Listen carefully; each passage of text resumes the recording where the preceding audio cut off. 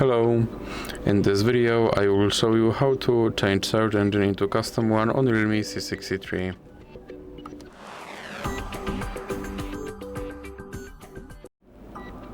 So you have to start by opening your internet browser, and now you have to go to your custom search engine website, and for this video I will use yep.com. And now you have to search something using your custom search engine website.